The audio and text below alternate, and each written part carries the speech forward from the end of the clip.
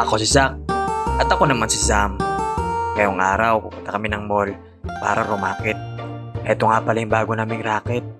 Sinabi namin to kay Mami and Daddy. May gusto kasi kaming bilhin sa department store. Kaya sabi namin kay Mami and Daddy bihis na para maaga kami matapos. Naalala kasi namin ni Zam na binigyan kami ng candy at saka pera nung sumayaw kami sa mall. Kaya eto, naisip namin na rumakit kami. At ito yung bagong racket namin mga best friend.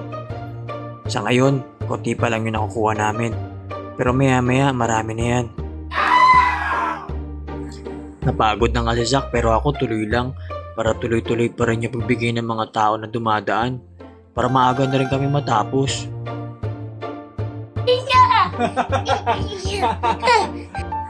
At ayun mga best friend, tapos na kami. Kota na kami. At tuwang-tuwa si Daddy and Mami dyan. Lalong-lalo na si Mami kasi meron siyang cut na 10%. Paano nagkaroon ng 10% si Mami? Hindi naman siya sumayaw.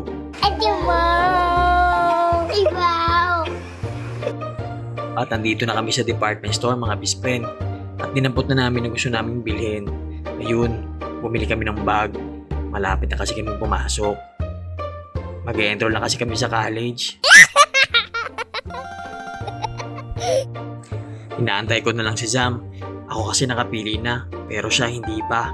Ang dami niya kasing gusto, sakto lang yung naipon namin. Sakto lang yung nakinita namin ngayon mga best friend. Ang tagal talaga ni Zam. 2,000 years later.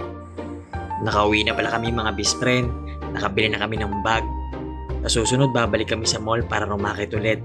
Pero hindi na kami ang sasayaw, si Mami at Daddy na. Kasi nakakapagod pala sumayaw. Kung hanggang ngayon na nanonood ka, best friend, maraming salamat sa iyo. Maraming salamat sa suporta mo.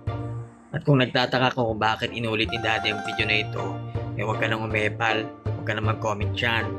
Dalawa kasing kwento ng lakad namin na yon, kaya in-upload ni Daddy ang pangalawang video. O siya mga best friend, see you sa next video. Pagod na ako, pagod na rin siya, pagod na kaming lahat. Sino bang hindi napagod? O siya mga best friend, see you sa next racket ha. Susunod gagalingan namin.